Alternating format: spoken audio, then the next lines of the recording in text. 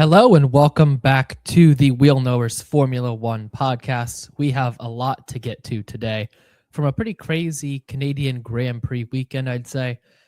First off, though, Sam, how are you doing and how did you enjoy the race this weekend after a few weeks off? I'm doing great. I'm excited to get back into it. We've only had one race in the span of about 2 months or so there with just Miami. So Yeah. now with Canada, and then we're about to get into the European swing, we're going to really get into the swing of things here as well. So I'm excited for that. And I'm excited to talk about this race, which I think a lot of people are saying it's one of the best we've had in a while. And I'd certainly agree. Lots of action and a great viewing experience. So looking forward to getting into it. Yeah, there's certainly a lot to discuss, not just from the race on Sunday, but from really the whole weekend, starting in FP1 all the way to the end of the Grand Prix. There was just a lot going on. But through all of that, Kimi Antonelli is your winner once again in Canada. Four straight wins now for Kimi in Grand Prix races. Obviously, George winning the sprint on Saturday, but Kimi wins the Grand Prix on Sunday.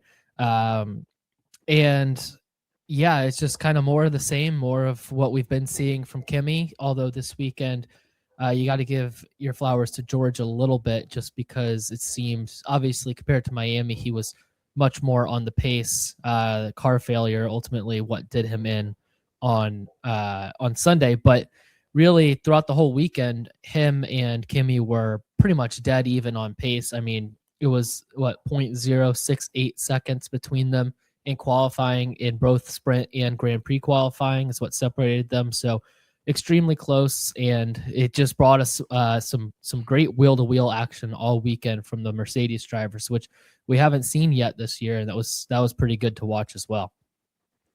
Yeah, it definitely was. I mean, I think for a number of reasons, this was the best race of the year so far. And even though Miami was good as well, I think we're definitely on the right track between those two races.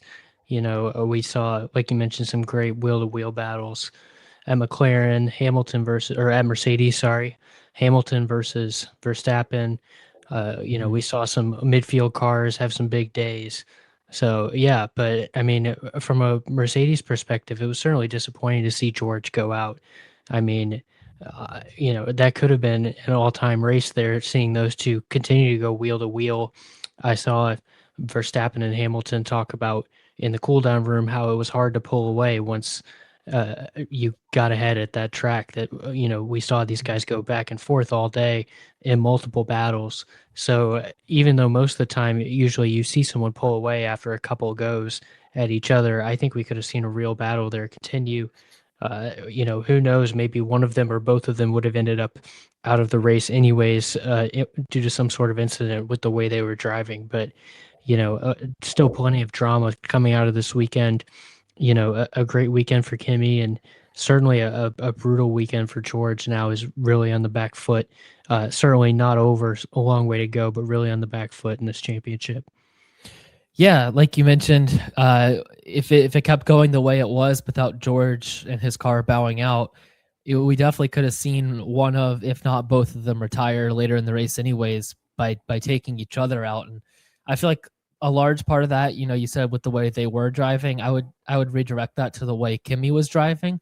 And honestly, I'm completely fine with that. I loved what I saw from Kimi this weekend, extremely fearless. When it seemed like George was kind of taking the reins back a little bit in terms of pace, he was not afraid to throw it in there wheel to wheel with his teammate, much more experienced teammate as well.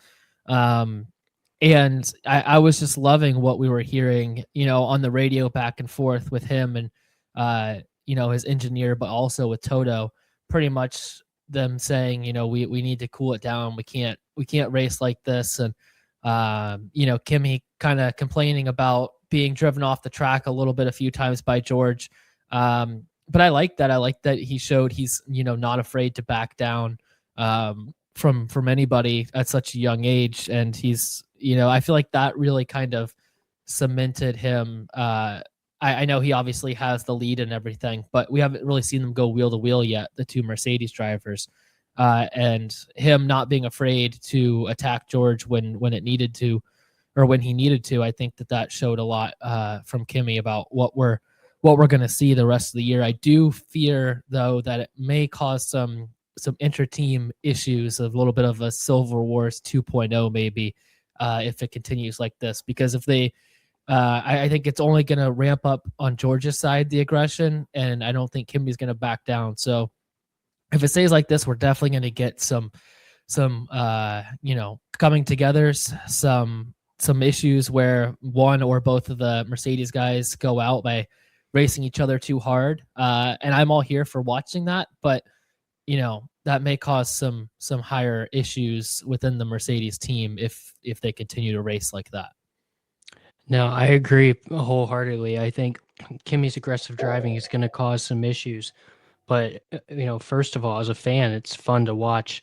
Certainly, I'm not denying that it can be dangerous at times, but man, it makes things thrilling just to see what he did in the sprint as well as the feature race. A sprint race is only a 1 point difference between first and second, and he was still not backing down, still throwing everything he had at George. And then we saw that as well in the feature race. So I think it's exciting as a fan, and I think it really contrasts with the battle last year. Obviously, Norris and Piastri had a couple moments, but overall, it was a very focus on a fair fight, guys not taking each other out. And this year it feels inevitable if we keep on this track. If Mercedes keeps on this track, I'm sure George will. Even if Kimi does win the title, I'm sure George will turn it around on some level eventually this season. And we're going to see some real battles. I think we're going to see some battles, and we're going to see a couple incidents where these guys take each other out, or at least really inhibit each other's races. So I'm excited to see that. Obviously safety first, but as a fan, that's what you want to see more than anything, is not the battles in the team of the team politics and this and that. You want to see these guys leave it all out on the line, throw it all out there, and see where the chips fall. So yeah, I'm very excited by this Mercedes battle, and I think Kimi's certainly up to the task at this point, but he's going to cause some issues if he continues driving the way he is. Yeah, but I'm fully here for all of it. From the radio, we're gonna have some radio meltdowns. We're gonna have some definite issues between these two teammates, and we haven't seen those cracks in the Mercedes armor between the two teammates really filter out into the public. I mean, we've obviously heard it on the team radio, so much so that Toto had to tell Kimi to pretty much back off what he was saying, and we'll talk about it behind closed doors.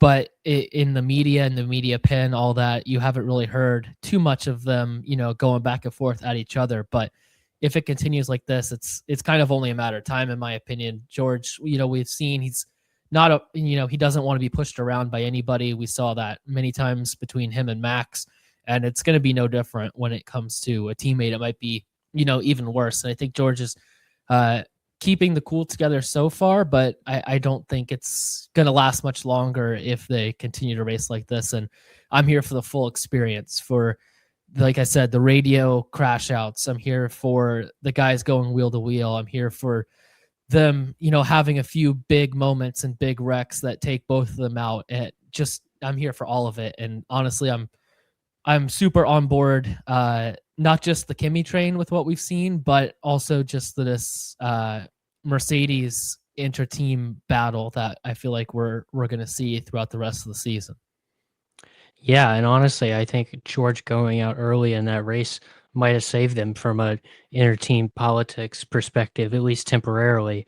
I'm sure, like I said, there'll be issues later, but I can imagine this weekend, if the sprint goes the way it did, where with Kimi complaining on the radio, being very vocal, and then in the feature race, if there was an incident between the two of them that impacted George's race, I think it could have gotten really ugly this weekend, and we would have had a different conversation. But for now, it's just entertainment, and it's exciting to see someone first of all, see Kimi take the fight to George, because I think if you told me before the season that Mercedes were going to be this dominant, that I would have been thinking George wins the title by 100 points or something.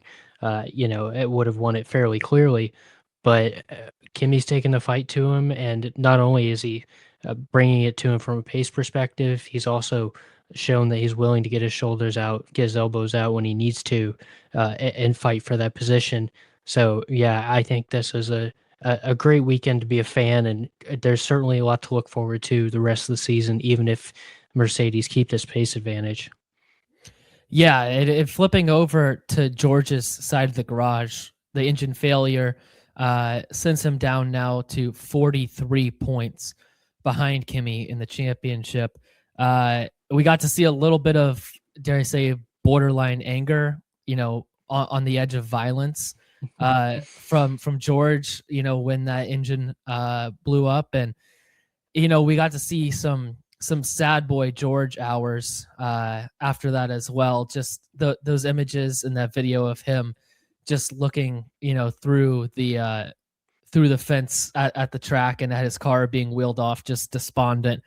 Made me think about the SpongeBob meme where Squidward's looking out the window, just looking at SpongeBob and Patrick playing out there. Just it was giving off those vibes, and honestly, it was pretty great. We got some great memes out of it.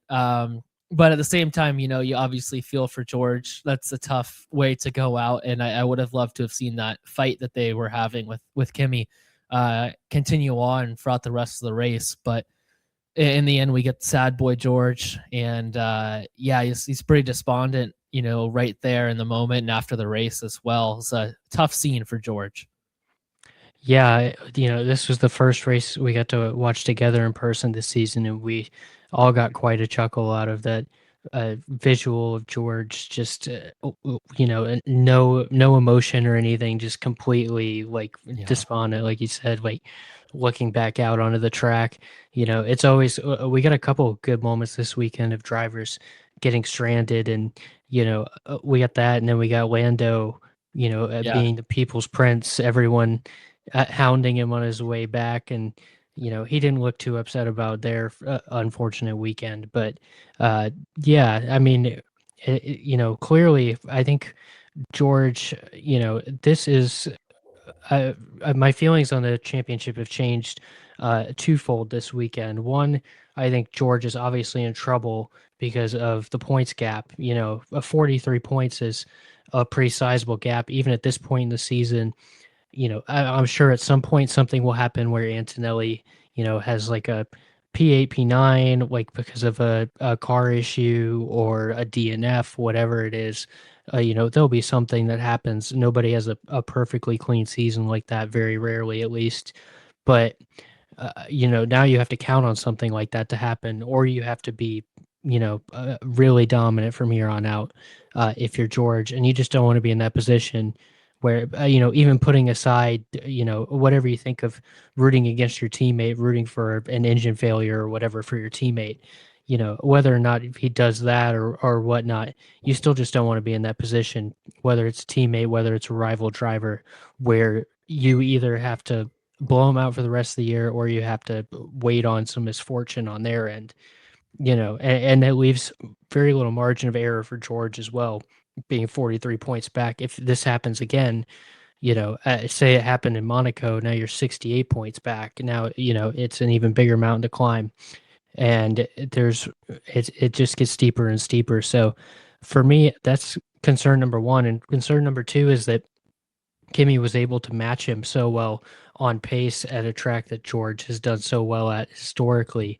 I saw in the broadcast, this is the first track, I believe, where he's taken pole multiple times. And I want to say that was before this qualifying as well. And he's had a really good career with Mercedes in Canada. So, been on the podium, been a race winner there.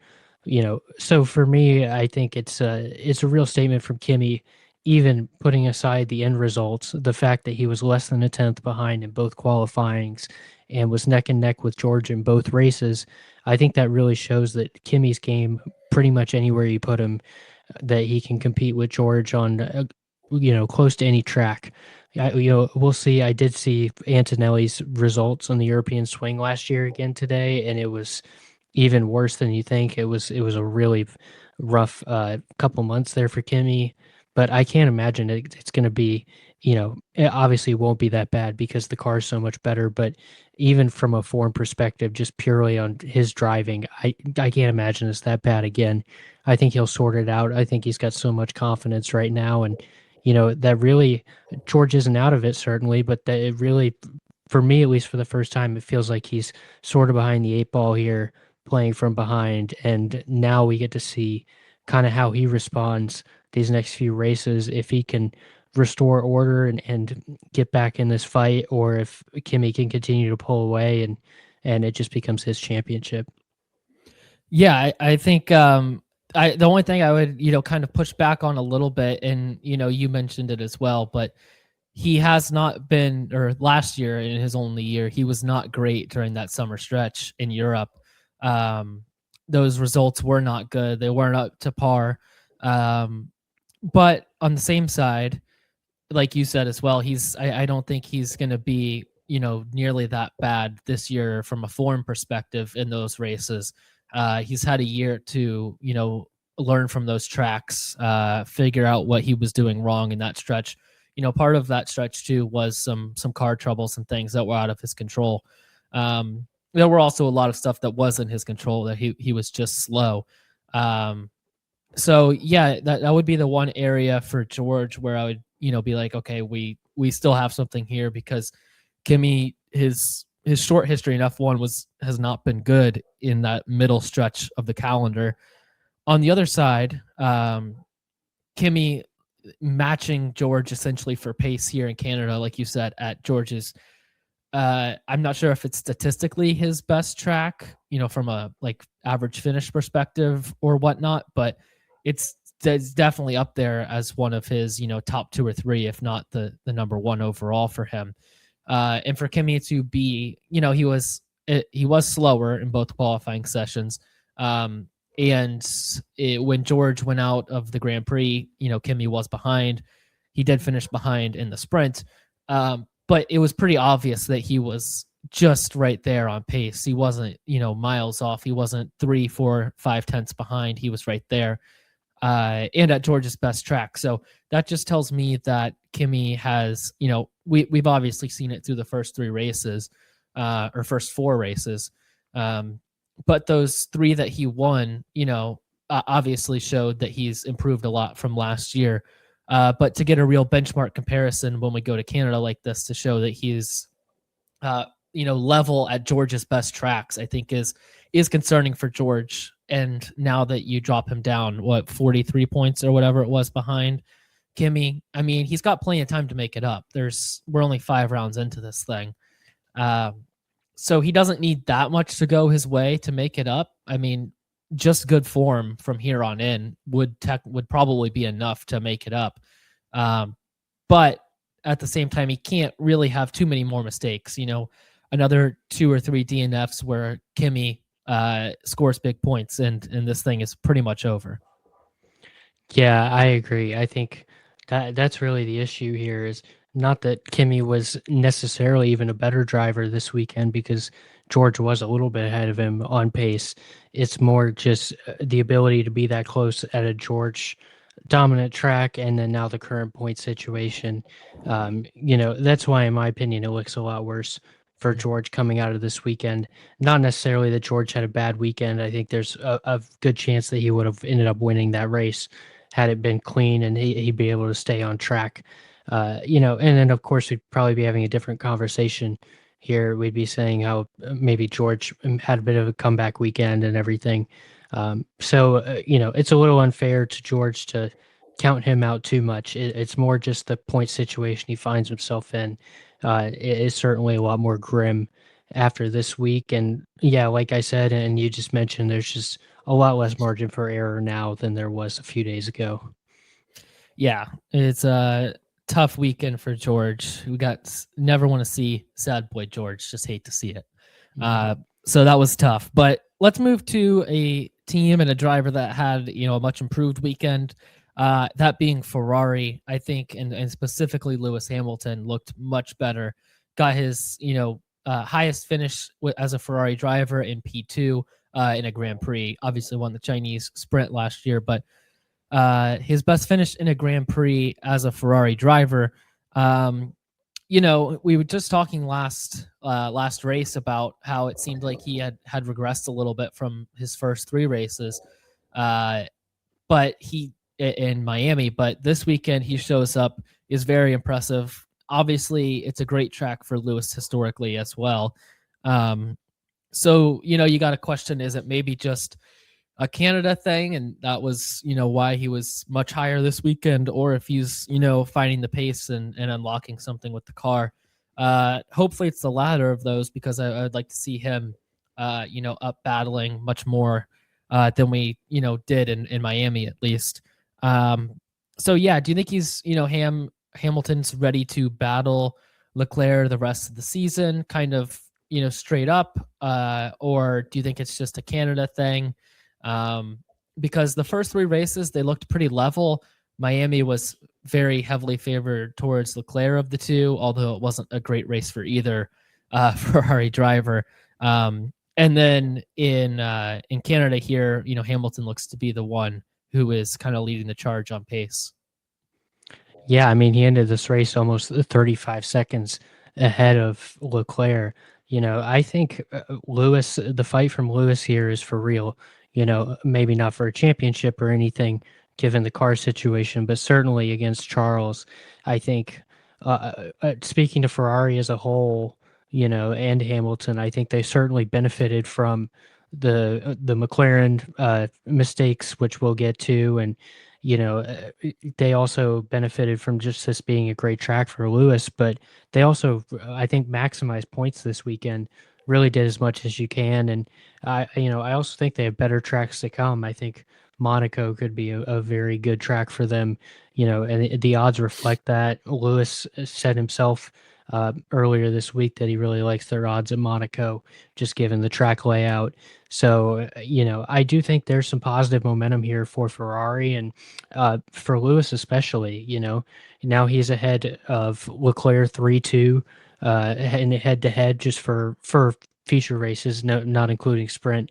And he's only down 3 points, 75-72 from a points perspective. So he's right there with Charles.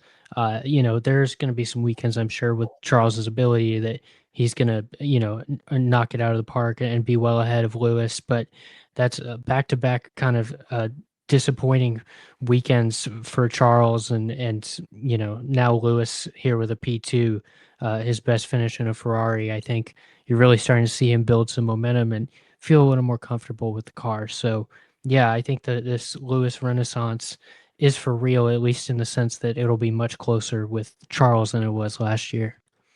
Yeah, I agree. I think you look at it as a whole this year, and I think they'll be kind of neck and neck as the year goes on. One track is going to favor another or favor one over another, and I think there's kind of go back and forth a little bit on it. And you touched on it as well. But the other thing with Ferrari this weekend, as as good of a weekend as it was, if you just look at the results, you also have to look at the fact that the McLarens kind of bowed out of this race pretty early. Starting on inters was just not the right call, obviously, and it kind of gifts them two free positions of teams that they qualified behind, or of drivers they qualified behind. So you have to factor that in as well. I don't know if the Ferraris had the race pace to match the McLarens. If you look at the sprint, I would say maybe not. But you never know how it plays out over a full Grand Prix distance. So yeah, it's one of those things where I think there are positives for Ferrari. If you look at it, just based on the results of the race. But if you kind of zoom out, take into picture the McLaren thing as well, it makes you a little bit more timid about the real steps and gains that they made this weekend, compared to the McLarens, who, I mean, the Ferrari is ahead of McLaren in the constructors and drivers, but it just feels like McLaren are probably the faster of the two at the moment. Just had a tough start to the year with the first 2 or 3 races, and now this one obviously as well. Yeah, I mean, we were planning on talking about McLaren. I think McLaren really, like you said, is second best on pace at this point. I think they've shown that over quality race, over Mhm. multiple sessions, multiple tracks.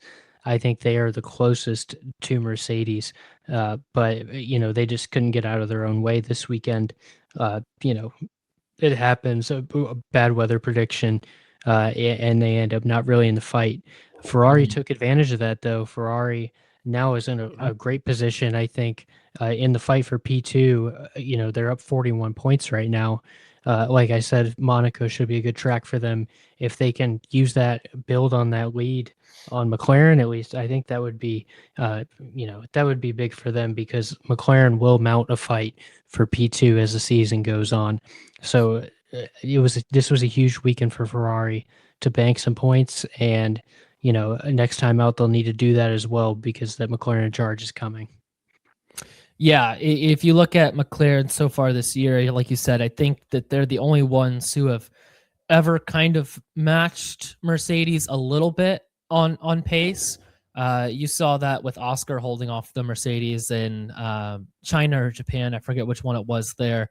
And then, you see that as well uh, in the sprint in Canada, where Lando looks to be pretty competitive with the two Mercedes. So yeah, they're the only ones that I think have that ability to challenge the Mercedes. I don't think they're going to. We've seen too many mistakes, but I think that once they clean up those mistakes, they'll be right there in that battle for P2. Just they dug themselves too deep of a hole to start the year. Even if they get enough upgrades to eventually battle the Mercedes straight on, which I kind of doubt that that's going to happen maybe by the very end of the year. But even if that does happen, they're in such a deep hole now. So they're really looking at Ferrari as kind of their target in P2. And got to give props to Ferrari. They have done a great job this year of avoiding the big mistakes. Other than Leclerc, really in Miami on that last lap, they haven't really had too many big issues this year so far, which has been a big benefit to them and kind of the big reason they're in P2 right now. Yeah, you're absolutely right. I mean, Ferrari's worst weekend was Miami with 20 points. McLaren already has 3 weekends worse than that, and obviously some level that makes sense, given everything that's gone on with McLaren, the fact that they're behind them in the championship. But that just shows Ferrari's consistency. Yeah, they're not week to week. They go between second fastest, third fastest, depending on the track. There's maybe they were closer to the top of the start of the season, but they're still in a good spot. And for a team that has a reputation with inconsistency, with getting in their own way, they have not done that so far this year. So credit to them, credit to the drivers who overall have done a good job. I know these last couple races haven't been as good for Leclerc, but I'm sure he'll turn it around. There's no better place to do that than Monaco. So I think they're in a good spot right now, and they're making the most of every opportunity, and that might be enough to stay ahead of McLaren. And even if it's not, they're going to maximize hopefully what they get out of that car this year. Yeah, and I do think that Monaco will be a good weekend for them, which is always super exciting to see Leclerc in his home race battling it out, trying to get that win that he got a couple years ago for the first time. And yeah, just want to see more of that again this year. Always a fun one to see the Ferraris up front there. Uh, let's talk a little bit more about the McLarens and just that disaster of a Grand Prix that they had. They start on the inters, like I mentioned before. They fall back because they have to make that early pit stop. And then Piastri gets struck with a time penalty for causing a collision, which, like you mentioned it when we were watching, like what was he doing there? I mean, that wasn't even close. And then Lando, he has to retire as well later on in the race. That's when we get that great photo of him. He's surrounded by the mob of people. He looks like a prophet in like the olden times, just going through the city streets surrounded by people. And then Piastri, after the penalty, just can't really make up anything. Just kind of stuck back there on slow pace. I don't know if he probably had some damage that, the car wasn't perfect, but just not a good weekend for them. No points after starting P3 and P4 on the grid is not good. We touched on it a little already, but they got to shore up those issues or they will not be, in there battling for P2 or race wins, later on in the year if they get that car to a point where it can truly match the Mercedes. So yeah, they're just kind of mistake prone right now, and we didn't really see that too much from them last year. We saw it a couple years ago with some mistakes with Lando when he was battling for his first championship. And it's kind of creeping back in this year. Got to tighten that ship up at McLaren if they want to have any chance at that P2 battle in the future. Yeah, it's absolutely creeping in. And, the worst part is they still had a chance at points in this race multiple times. Norris still had a chance at points before his gearbox failure. And, Oscar maybe could have made up some ground as well before he punted Albon and then just ended up with a kind of struggling back there in the back. So, yeah, just a disaster weekend for McLaren to lose that much ground to Ferrari, maybe even Mercedes if they have that ambition this year to get back to the top of the constructors. Both drivers kind of in no man's land now as far as the title, sitting at 5th and 6th. So I don't doubt that they're going to figure it out. They're probably going to, I think they could win a couple races this year, given how much they've already improved on pace and how much time there is left in the season. But yeah, any championship hopes, constructors or drivers, feel pretty much gone already at this point in the season. They've just made too many mistakes through these first 6 races, or first 5 races. Sorry, they've already made too many mistakes to come back from, team and drivers wise. Yeah, it's just been sloppy, real sloppy to start the season from McLaren. Another thing with McLaren, not really team related, but more just about Lando. He goes, straight to Indy the day after the Indy 500, and is kind of doing some of the rounds there. And he mentions talk of the Triple Crown and wanting to compete in that one day. And I'm all for it. I want to see that so badly because he's already won Monaco, and McLaren now they're coming into WEC with their hypercar program next year. So he'll be, as long as it doesn't line up with an F1 weekend, he'll be free to compete in that really whenever he wants, starting next year. I doubt he will do it next year, but you never know. And then McLaren already have the IndyCar program over there in Indy to race the Indy 500, and we've heard talks of so many F1 drivers say, no, I just don't want to do the Indy 500. It's too scary. Just the speeds are too much. But I'm really happy to hear Lando say that he wants to do that, and not only the Indy 500, but compete at Le Mans and go for the Triple Crown as a whole. I just think it's going to be really great to see a driver try and complete that. And I think it'll just be a really great thing for motorsports. So this is all coming kind of off the heels of Max being able to do, a little bit more outside of the F1 thing. And I'm all for the F1 drivers and more F1 drivers reaching out and trying to compete in more series other than just F1, especially going for the Triple Crown like that would be a really great thing to see. And super exciting if Lando can get that done at some point in his career, or at least attempt all 3 would be just a really fun thing to see him go through. And I think it would be huge for motorsport as a whole for him to try and attempt something like that as well. Yeah, it certainly would. I mean, I'd love to see him give it a shot.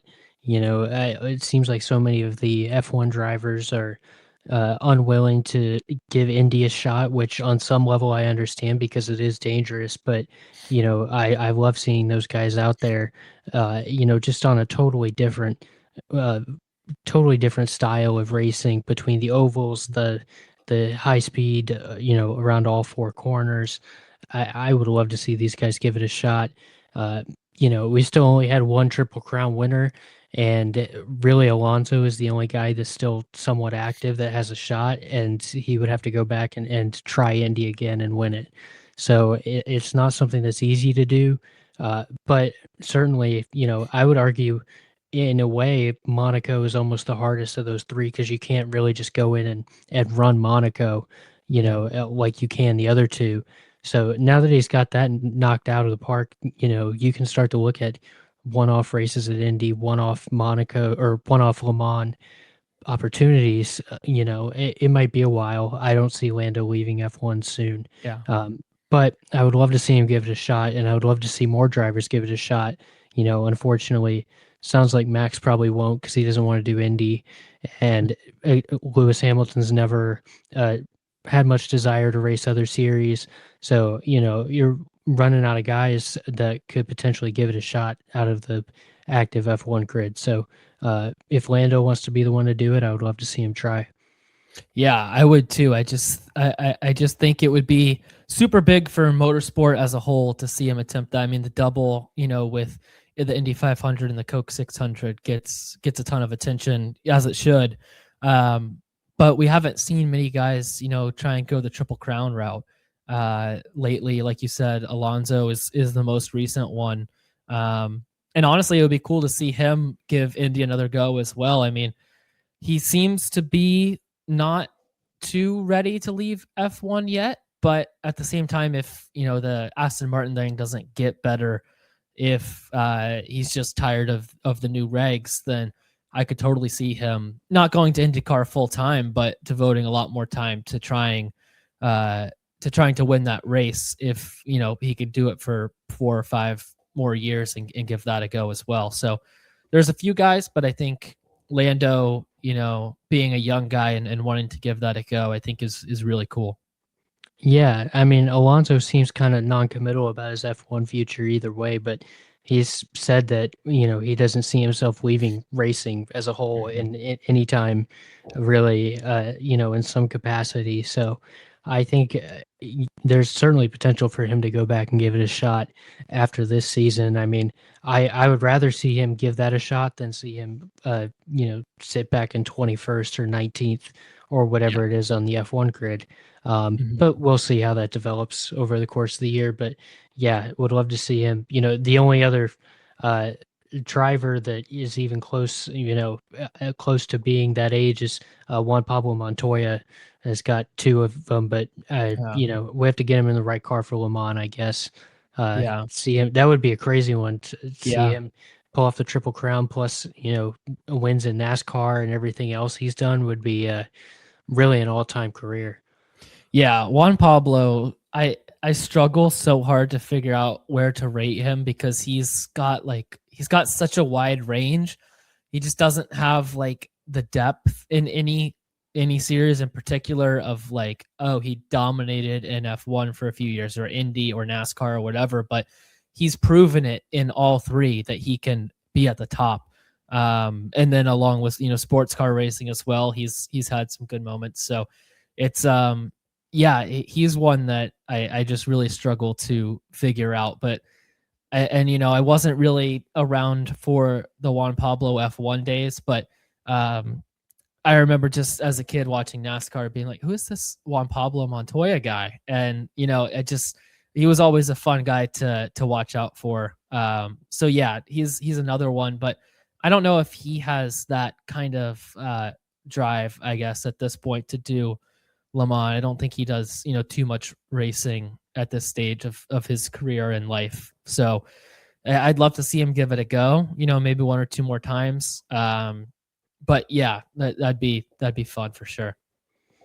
Yeah, absolutely. I mean, Juan Pablo, even finished top 10 in NASCAR one season, finished eighth in 2009. So, you know, uh, had all those IndyCar wins, had 7 F1 wins. I mean, you're right. It's kind of tough to rate a guy like that that's been all over the place, but that's a heck of an overall motorsports career right there. Yeah, for sure, for sure. Well, let's get back to Canada. Red Bull, they look closer to Ferrari and McLaren, in my opinion, in this race this weekend as well, but still the fourth best team, I think, pretty clearly in my book. Max's first podium this season, I think that was a big step forward for him to take, especially if you look at his future. Speaking of guys' futures and not knowing what they're going to do, I mean, who knows what's going to happen with Max at this point. And then Hadjar looks pretty racy, maybe a little bit too racy at times, throwing a big block on Leclerc in the race, getting a penalty for it. But yeah, the Red Bull guys seem to be in a bit better spot this weekend. They're still definitely clear fourth best in my opinion, but I think a good stride in the right direction for those two guys. Yeah, I think it certainly was a good stride. They feel like they've hit another level these last couple of races. They look to be in better form. They are still fourth, certainly at the moment, but they were within 0.4 qualifying Q3 times this time. And, Max finishing on the podium, even with the McLaren misfortune, shows that they've got the pace in that car. Certainly not on the Mercedes level or even a couple of the other teams, but I think they're in a better spot than they were. Certainly, those first few races, they were so far down and looked like Max was, ready to get out of there and go find something else to do. But now all of a sudden, they're in a more stable place, and I think they're going to continue to improve as the season goes on. I think Mecky's made a lot of good changes last season, and sort of rejuvenated Max's season from where it was into nearly winning another world title. So I think they're going to be in a better spot here by the end of summer. They're going to be much more competitive for podiums, maybe even a win at some point. But, it's just nice to see Max back in the fight, and also to see Isaac Hadjar showing some potential in that second Red Bull C. I think what we've seen from him is already better than anything we saw from Sonoda. And, Checo had definitely had his moments early on. I'm not going to totally discount what Checo did, but certainly that last year or two was lots of struggles for him. And Isaac has brought some new energy coming in as a second driver. It's been kind of an up and down season, but you can tell the pace is there, not to match Max, but to be a competent second driver for them. I do have to say, Red Bull, in my opinion, leading the grid in best aesthetic with their rotisserie wing. I mean, gosh, that thing is just beautiful when it opens up. I don't know why I love the look of it so much. It just looks so sick. Like I don't know if it's doing anything. I mean, they seem to be doing better since they implemented it. But it looks even better than the Ferrari one. I mean, it just the hole that thing makes. It's huge. I love it. I just love looking at it. Yeah, and I really, like you said, their whole aesthetic this year. I got on them so much the last few years for rolling out the same livery over and over again, and it just by changing the shade of blue and changing some fonts here and there and all that, it just feels so much more fresh. Something a little bit different, a little bit exciting. So yeah, it's certainly not where they want to be from points perspective and wins and podiums, but I think the vibes are in a decent spot there, certainly compared to where they were not too long ago. Yeah, I mean, their performance may have gone down a little bit, but the aesthetic and the vibe is trending towards peak. Another thing I just want to mention real quick, Montreal, this track, it slaps. Like I love watching this race. It always kind of just goes under the radar a little bit when you just think about the calendar as a whole. But every time we get here, every race weekend, it just seems like something really big happens, really exciting happens. The racing always seems to be great. I love the track layout. It's similar to Australia, kind of just winding through the streets of a city park.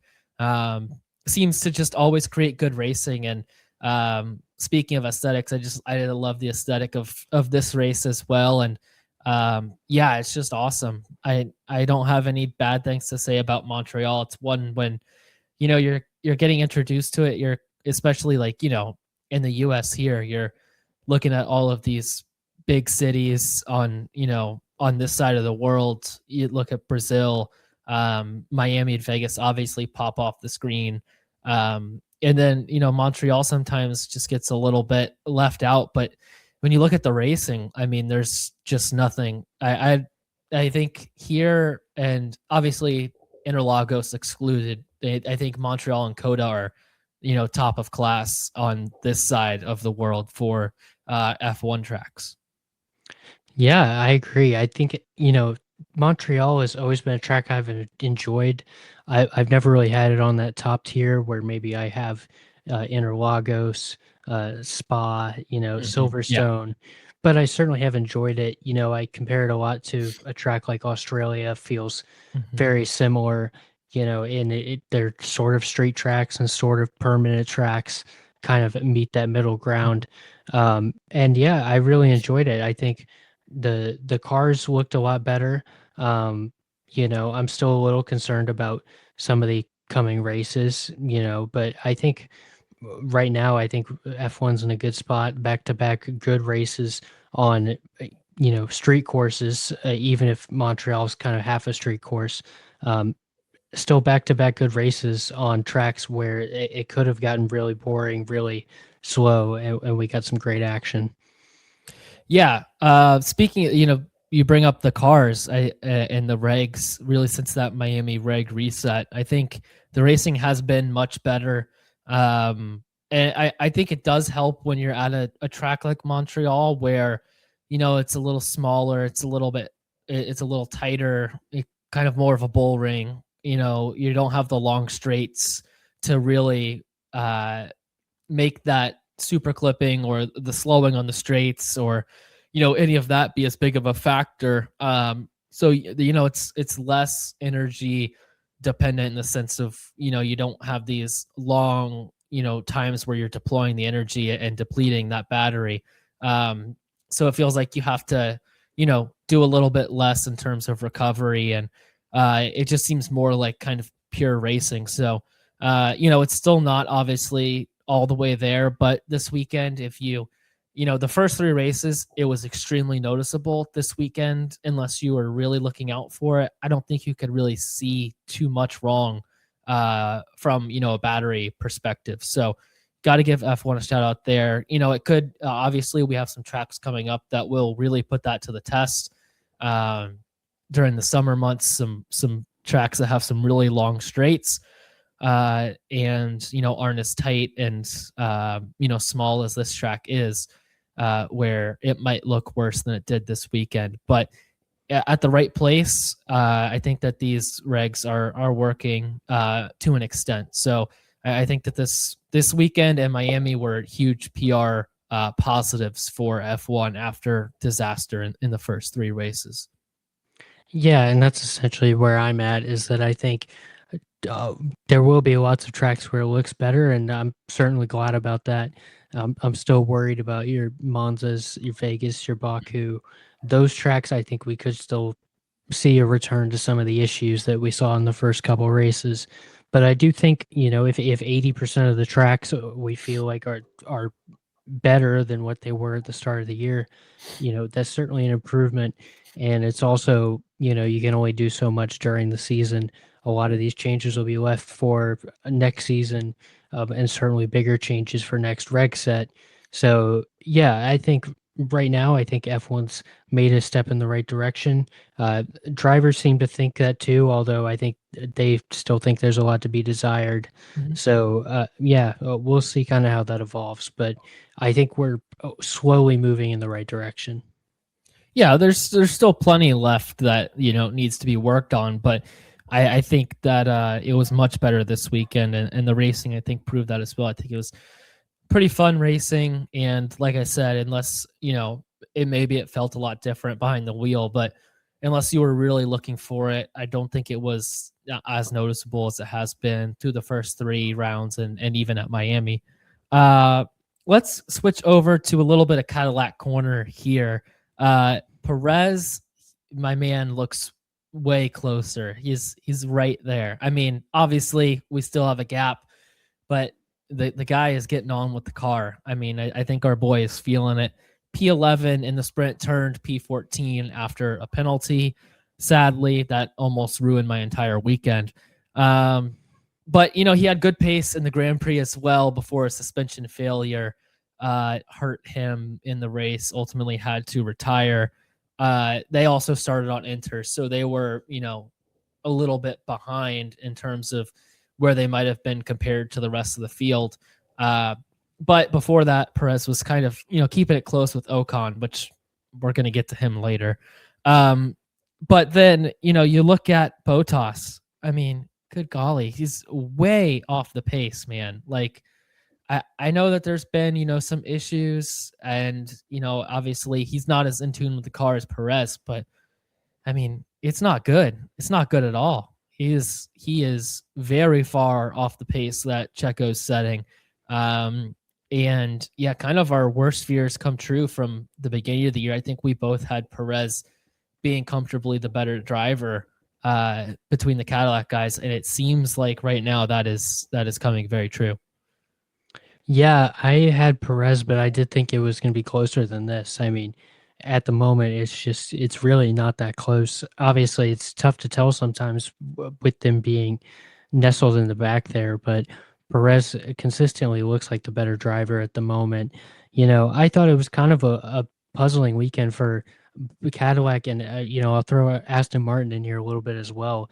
They both seem to really make some big strides early in the weekend. Looked like they both had a lot of pace, and it was always going to be hard to keep that up over a full race. But we didn't really see those big strides in the race. We saw Bottas and Stroll both finish 4 laps down in the race, which is pretty shockingly far down there. But regardless, there's definitely some positives to take away from this weekend with the sprint race, with some of the pace Perez showed. Certainly not banging down the door anytime soon, on a lot of the midfield teams, but I think there are a few positives to take away from this weekend. Just seeing what Perez could do in short bursts and seeing the car look a lot better in practice, and hopefully that will translate over the races soon. I do feel like I feel comfortable saying this. I think if the car continues to develop, I do think they will score points by the end of the season. I'm making that declaration now.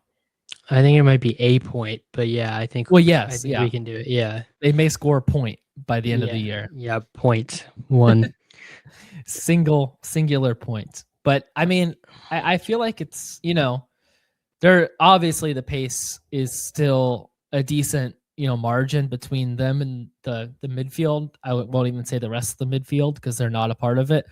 But I think if they continue, the trajectory I think is right. And I think Perez is in, seemingly a good enough place to, take advantage of an opportunity that may come up later in the year. And there's so much, development that these guys, have capable in them, just starting from essentially scratch as a brand new team with new reg set. There's so much pace for them to unlock as the year goes on that I think it's definitely possible at this point. I haven't really felt that way until this weekend, that it's possible for them to score a point at least at some point this year. Yeah, I think it's in the cards. Certainly no guarantees, but it could certainly happen on a weekend like we just saw. I mean, obviously they didn't come that close to scoring a point in the feature race, but there's going to be more of those weekends out there where we see 5, 6 DNFs. You don't want to be in that position to be relying on DNFs, but also you kind of have to take whatever you can get at this stage when you're a team like Cadillac. So yeah, I think it's possible. I mean, plenty of races to go, plenty of chances to improve. We've already seen some solid improvements on the car, and I think with Perez's pace, we've seen Perez plenty of times make the most out of midfield cars that certainly aren't the best. We've seen him maximize. So I think it's possible that we see them get 1 point, and if they do, it'll feel like a race win, and that'll be a lot of fun as a fan. So I'm looking forward to it. Yeah, you look at still leading the F2 standings in the battle with us and Aston Martin for that P10 spot.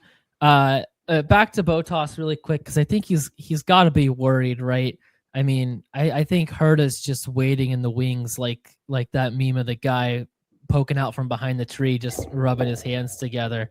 I think that if Bottas doesn't pick up the pace, I don't see any reason why Cadillac wouldn't pull the trigger on moving Herta or even somebody else up, to that spot. Especially when you have Checo, you already have one guy who has the experience to lead the team forward, and then Herta, who I'm not sure he's fully the best fit for that second spot yet.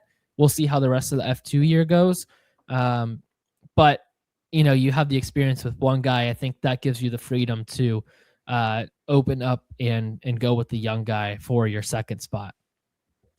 Yeah, I think I'm a little more skeptical on them jumping ship so soon to Herta, just because so far his F2 results have been kind of mediocre, kind of middle of the pack.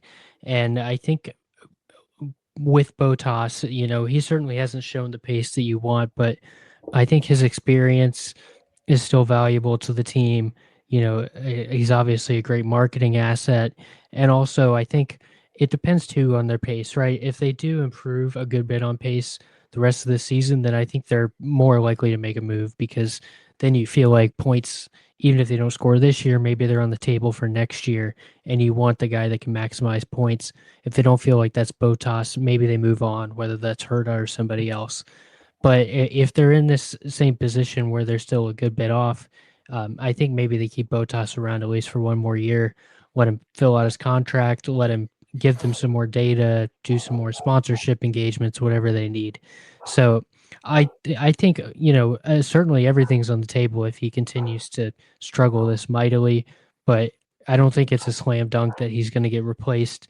Just depends on the way the team progresses the rest of the year, and depends on both his form and Herta's form the rest of the season. Yeah, that's fair. And I like Bottas. I don't want him to, leave. I'd prefer him to stay as long as he wants to be here. It's just, hasn't been a great start to the year for him. So, I think Cadillac, they might be looking at other options, but like you said, they'll give it some time, and Bottas brings a lot of positives as well, like you mentioned. Let's go to our personal podiums now for the Canadian Grand Prix. In P1, I have the Alpine boys, both of the Alpine guys, Colapinto P6, Gasly P8. They continue to be the class in the midfield. As an Alpine watcher, a certified Alpine watcher, I have been watching and I have been noticing that they have been quite good so far this year. So no complaints from me so far. I have been very critical of Alpine, but they look really good to start this rig set. So we'll see if they can keep it up. But right now, as an honest, pure Alpine watcher, I have to say that they are looking good, and I have both the Alpine boys in P1 on my personal podium. Yeah, I'm surprised that you put two people up there. I reworked mine last minute. I had a different order originally, but I'm gonna go ahead. I'll join you on half of that. I'll go with Franco Colapinto in P1. I think usually I go with a guy that is in at least on the real podium for my P1, but I think all three drivers on the real podium this week, which I'll get to a couple of them, they were all three very good, but they all benefited, had some help around them and those kinds of things. I think Colapinto, finishing top of the midfield, P6, also had a solid sprint, just outside the points in P9. I think these last couple weekends have been a real statement for him. These last couple races with a P6 and a P7 as well in Miami. Mhm. I think this is a guy that we thought was on the ropes, that his seat was maybe not, he's going to get pulled mid-season, given his backing and, given Alpine's ambitions aren't to win the title or anything. But I think it certainly felt like there were going to be some real conversations this offseason, potentially them moving on.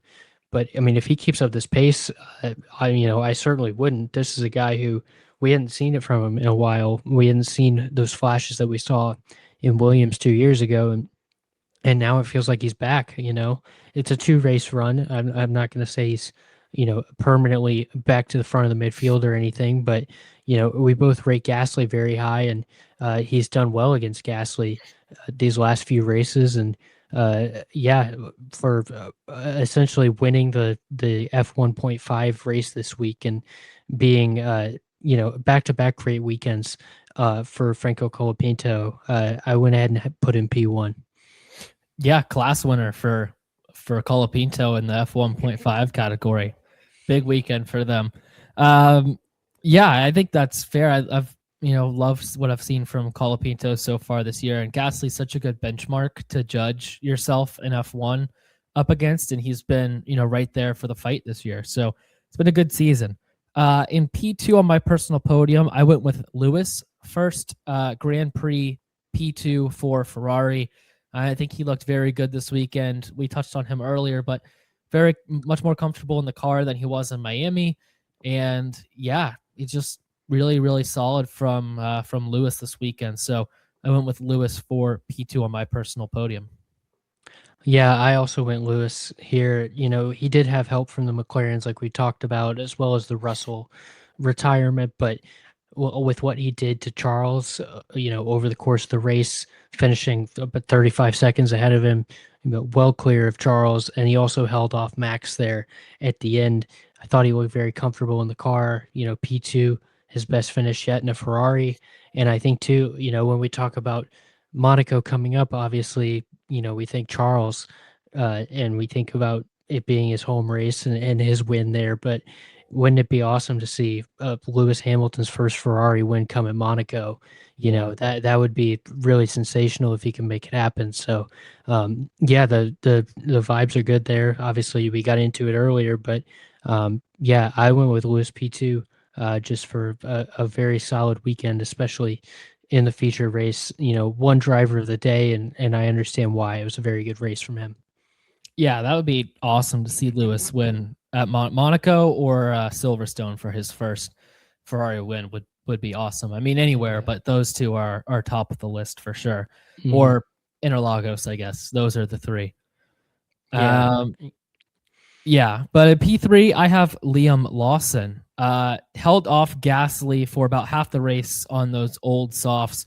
Seems like the king of just holding guys off on old tires for, just doing mega stints and being able to defend quite well and keep that position. He's done it many times before. He did it again on Sunday. I think we need to workshop a good nickname for Liam Lawson. I feel like he holds a special place in both of our hearts in F1. I think we need to come up with something there for old Liam. Yeah, I mean, he feels like an honorary American, an honorary NASCAR driver, really. Yeah, with the way that he drives.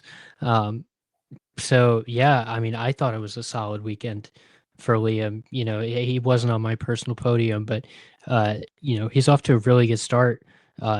Lindblad, unfortunate weekend for him, not being able to start the main race, but now he's up 16-5 on Lindblad, and that's the kind of what we said we needed to see from Liam at the start of the season. For him to keep his seat, we needed to see him come out and take care of a rookie, and so far he's off to a good start there. Yeah, definitely. I've liked what I've seen from Liam so far. Lindblad has moments too, but yeah, I think it's been a good start to the year for him. Yeah, I agree. So for my P3, I was really, really torn on this. So I ended up going with Kimi Antonelli. The other driver I considered was Max Verstappen, making the most out of this weekend, finishing on the podium, and the fourth fastest car at the moment. Always going to be a big weekend. I ended up going with Kimi just because even at taking the George DNF out of it, like we mentioned earlier, the fact that he was able to do so well against George, be neck and neck with him on maybe George's best track, definitely a top 3 track. I think it makes a big statement in the championship, and now it feels like he's really, no pun intended, I guess, in the driver's seat here, locked and loaded, ready to go.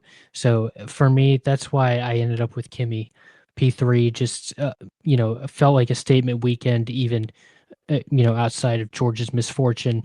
But I have to give a shout out to Max because we got to appreciate these good Max weekends now that they're giving him a better car, and he really showed out here. Uh, Coming in P3 and managing to be well ahead of Hadjar, even though I felt like Leclerc and an aside Hadjar had a good race.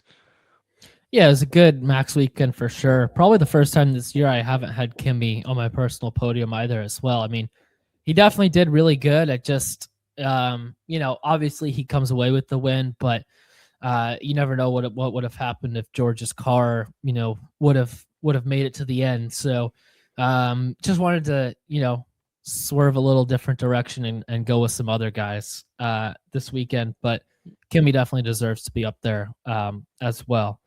Let's get to our stinker of the week now, the main event.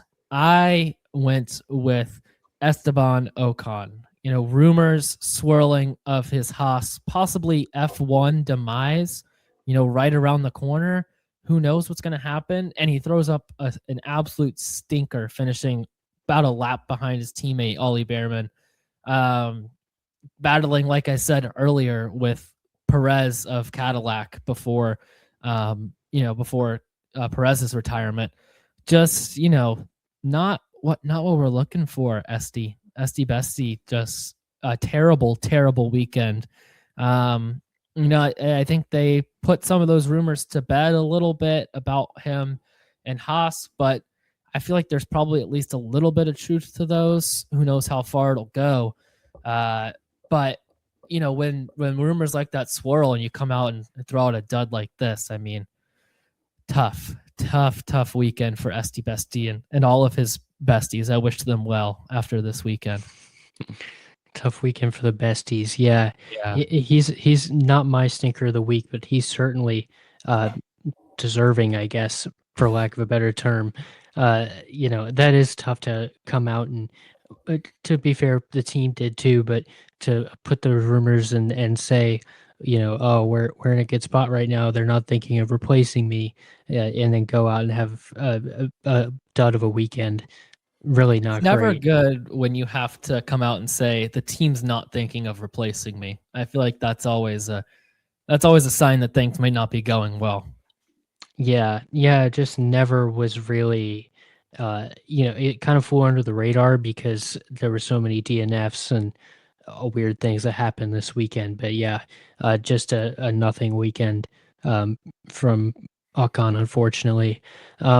My stinker, I was kind of shocked that it wasn't unanimous, but mine was McLaren as a team, just having a second row lockout, potential to be neck and neck with Ferrari coming out of this weekend, and instead they're 41 points down, and feel like they're in a worse spot. They're certainly capable of overcoming it over the course of a season, but to not get any points when they realistically could have had a very nice points haul, could have been on the podium.